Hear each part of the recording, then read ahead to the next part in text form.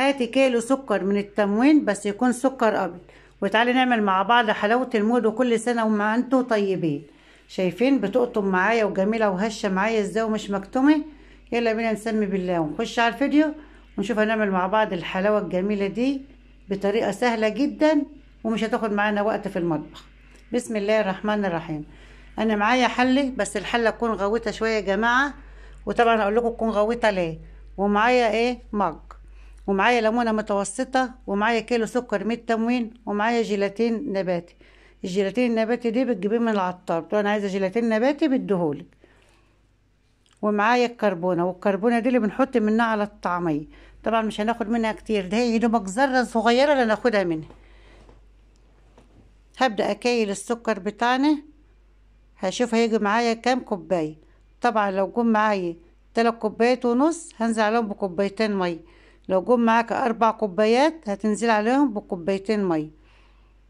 المية بتكون نص السكر، لو 4 سكر يبقى 2 مية.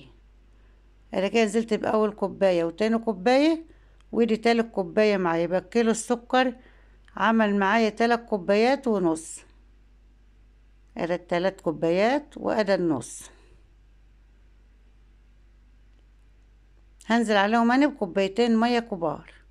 وزي ما قلنا مع بعض لو 4 كوبايات سكر هتنزل عليهم ب2 مية. طبعا هملى كوباية مية بالشكل اللي انتوا شايفينه ده، وهنزل بقى على السكر. وزي ما اتفقنا مع بعض حسب الكوباية اللي عندك في مطبخك هتكيلي بيه. وادي عصرة الليمونة، الليمونة ما تكونش كبيرة ولا صغيرة، تكون ليمونة متوسطة. وادي مية الورد اللي هنزل بيه على الحلاوة بتاعتنا. طبعا مية الورد دي مركزة يا جماعة، عشان مركزة هنزل ب3 4 نقط. وهنزل ب4 معالق جيلاتين، واقلب بقى السكر مع المية مع الجيلاتين على البارد علشان الجيلاتين يتفاعل مع السكر بالشكل ده. بعد كده هرفعها على النار. بعد ما رفعتها على النار هنزل عليها بمعلقتين زيت عباد الشمس.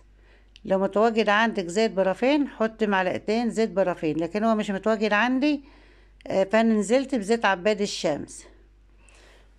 نزلت بقى على النار وتفضل تديلها تقليب تقليب تقليب، وتلمي من الجوانب بالشكل ده عشان ما تسكرش معاكي. ولو موجود عندك عسل جلوكوز ممكن تنزلي بمعلقه عسل جلوكوز كبيره هرميه. كده هبدا اوطي عليها النار واديلها تقليب تقليب والم من الجوانب. شايفين؟ اديلها بقى تقليب تقليب كده، ايدي ما تشيلش منها علشان الجيلاتين ما ننساش اللي احنا حاطين فيها جيلاتين. ادي تقليب وتلم من الجوانب. وانا قلت لكم عايزين حله غوطه ليه؟ عشان الجيلاتين اما بيبدا يغلي فبيعلى كده ويفور معانا، عشان ما يفورش منك لو في حله صغيره. حله غويطه عشان تكوني ملكه الجيلاتين ما يفورش منك. شايفين كل مدى بيغلى بيرفع معايا بيرفع معايا ازاي؟ عشان كده استعملت الحله الغويطه. دي بقى تقليب تقليب لغايه ما الخليط دي يتقل معايا. شايفين؟ هبدا اختبرها كده، لسه ما تقلتش معايا ومش القوام اللي احنا عايزينه. هينزل عليها تقليب. شايفين الخيط اللي نزل ده؟ عايزينه يقف ما ينزلش. شايفين؟ دي لها تقليب تقليب لغايه ما تتقل معايا. كده بدات تتقل معايا اهي، نبدا نختبرها تاني. شايفين بقى؟ كده استوت معايا وبقت تمام التمام. اخر نقطه وقفت معايا بالشكل دي، يبقى كده استوت معايا وتقلت معايا. هاخدها على طول على صينيه، نطفي عليها النار وناخدها على صينيه على طول. طبعا بتجيبوا صينيه واسعه وتكبها عليها عشان تهدى معاكي بسرعه. وهتدي لها بقى تقليب تقليب لغايه ما تتلم معاكي بالشكل ده. ايدك ما تشيلي مش منها من التقليب عشان ما تنسيش اللي انت حاطه فيها جيلاتين. ومعايا بقى سوداني ومعايا حمص ومعايا شوية من الزيت ومعايا سمسم. في الاول هجيب كيسة بلاستيك تكون نضيفة عندك وتفرديها على الصينية بالشكل ده وتدهنيها بالزيت. ايوه. بعد كده بقى تاخدي بقى من العجينة بتاعتك اللي احنا عملناها مع بعض وتبدأي تفرديها على ايدك. بس قبل ما تفرديها على ايدك، شايفين، مش هينفع طبعا تفرديها على ايدك، لازم تلبسي يا كيس بلاستيك من بتاع التلاجة في ايدك او جواندي بلاستيك. لازم اي حاجة بلاستيك تلبسها في ايدك عشان ما تلزقش في ايدك.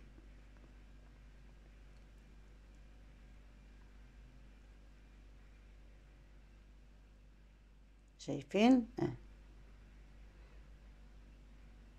شايفين بتلزق في ايدي من غير الكيس البلاستيك. علشان كده لازم نلبس اي كيسة بلاستيك في ايدنا، يا كيس من بتاع التلاجة يا جواندي ده. وتبدأي تعكي زيت، تدي لها دهنة زيت كده، ملمس زيت على ايدك، وتقطعي بقى الكورة حسب رغبتك وحسب ذوقك عندك في مطبخك. عايزة تقطعها كبيرة قطعها، عايزة تقطعها صغيرة تقطعيها، طبعا القرص اللي انت هتعمليه عندك.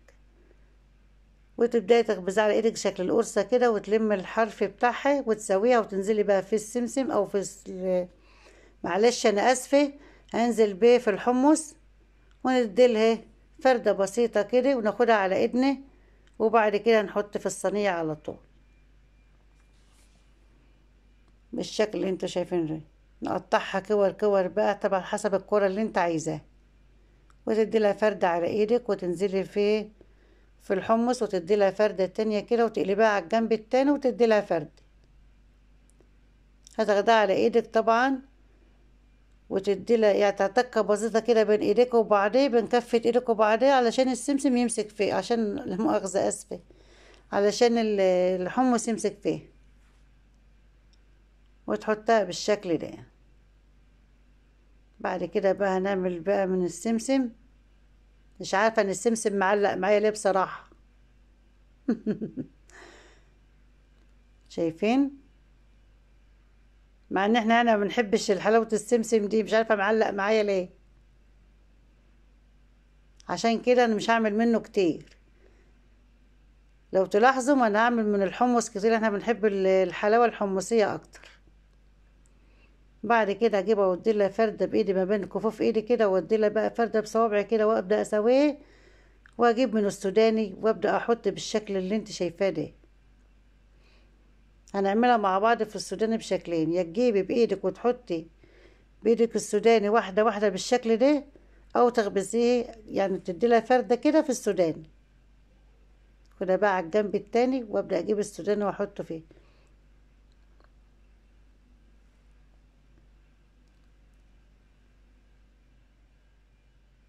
شايفين بقى الشكل بقى؟ نعمل مع بعض واحدة تانية. هتجيب الكرة وكورها بايدك كده وبين كفة ايدك، وتدي لها ضغطة وتدي لها فردة بايدك وتسويها.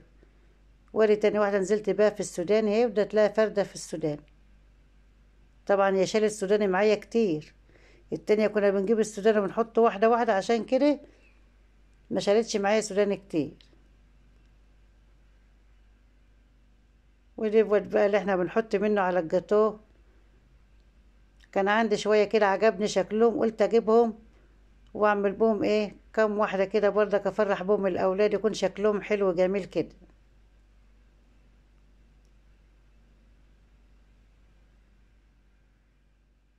ايوه.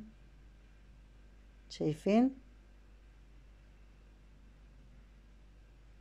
طبعا دي اللي بنحطها على البسبوسة وعلى الجاتوه، كان متوفر عندي في المطبخ يا جماعة. هخلص الكمية بقى اللي معايا ونرجع لبعض تاني. وبكده خلصت الكمية اللي معانا، نخلع بقى الجوين. وخلصنا الكمية اللي معانا، هنسيبها بقى لمدة يوم اتنين تلاتة حسب التهوية اللي عندك، هناخدها في مكان نضيف. والسلام عليكم، بعد كده نشوف بعض. وادي بعد ما سبتها لمدة يومين، شايفين بتقطم معايا وجميلة معايا وهشة ومش مكتومة معايا.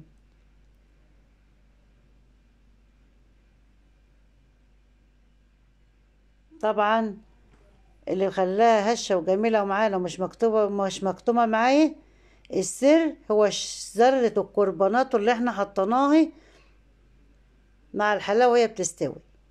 هو ده السر يا جماعة اللي طلع معانا الحلاوة حلوة ومش مكتومة. وادي شكل الحلاوة بتاعتنا، والسلام عليكم ورحمة الله وبركاته.